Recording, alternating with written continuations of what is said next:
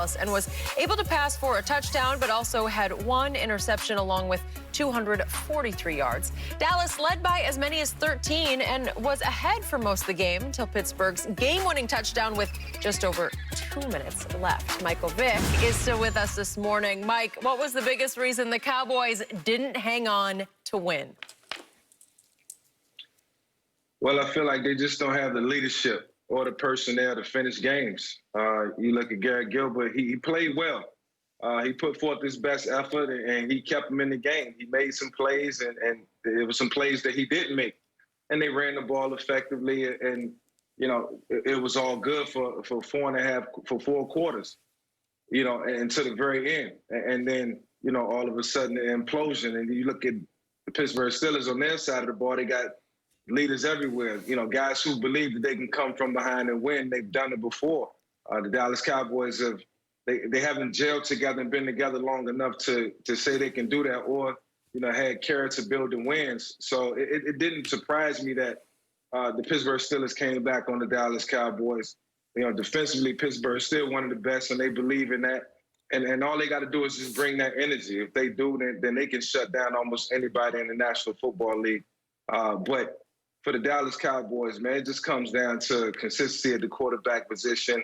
You know, having some guys, you know, being able to walk up and down the sideline and get the guys going, encourage them, and give them that feeling like they still can win the game, or they're still in the game, even when they're leading.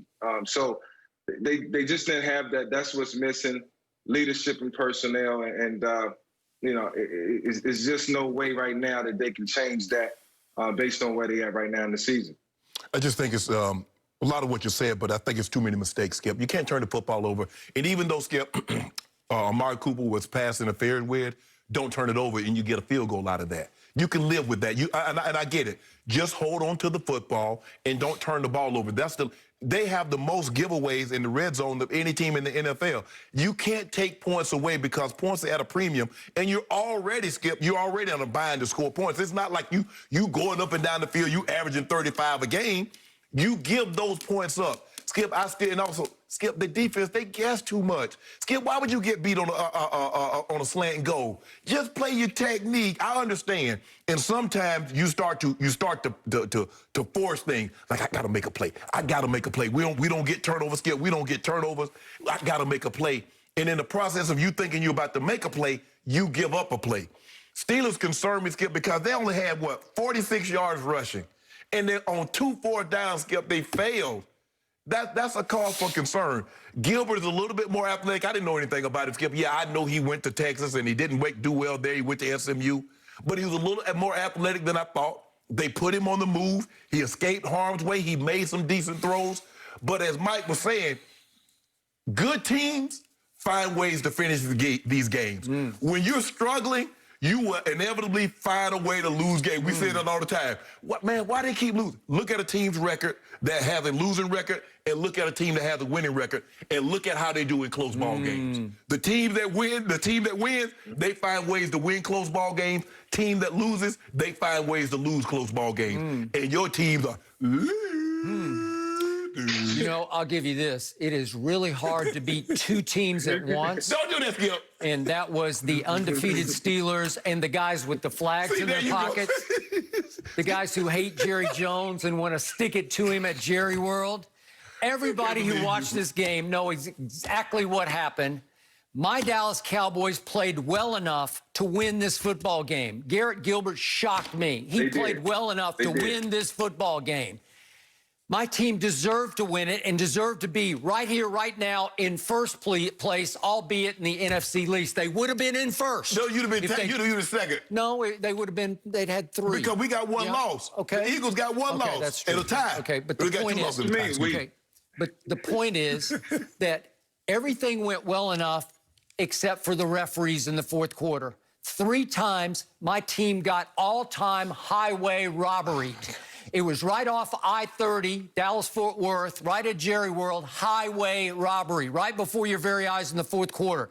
First play is they got it down at 3rd and goal at the 5. They're going in for 26-15 lead, and they got Amari on a little slant and he puts his foot in the ground, and Joe Hayden is beaten on the play and just flat out tackles Amari.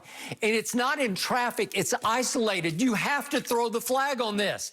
It is blatant pass interference that goes uncalled while Garrett Gilbert gets hit in the pocket, and it's just one of those unlucky things where the ball pops up in the air, and Minka just says, "Thank you, God, I'll take this," and runs it out of the end zone.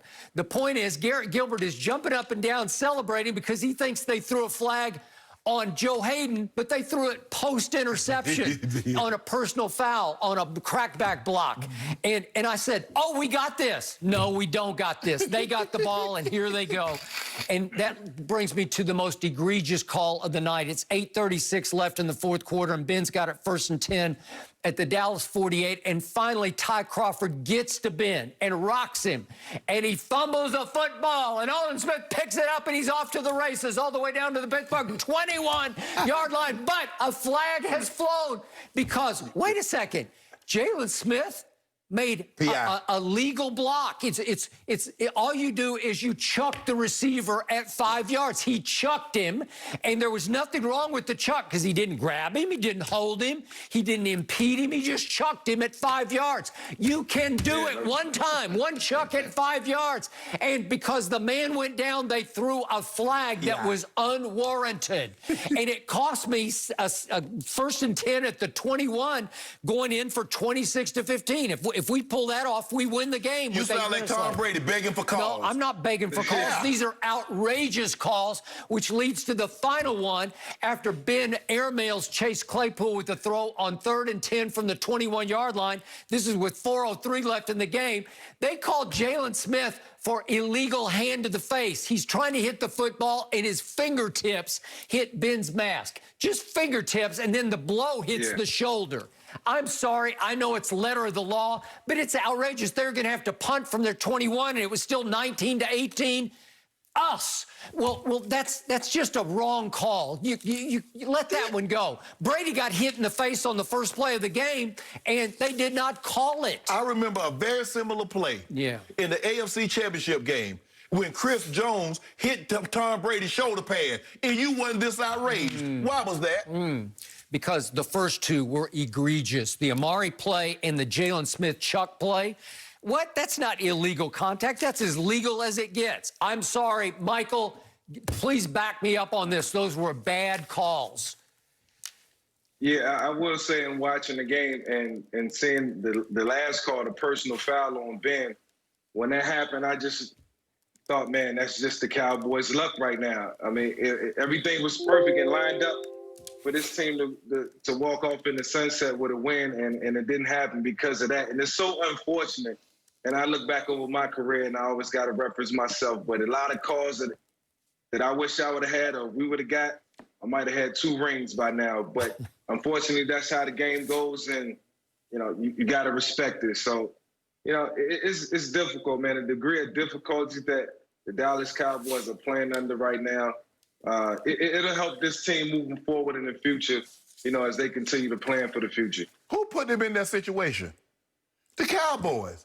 The Cowboys did this to themselves. No, they didn't. Yes, they did. Because when Dak got hurt, then Andy Dalton got concussed. Tell me. Well, that's just bad luck. No. I'm not talking about that. I'm talking about from a defensive standpoint. The majority of the plays were called on the defense.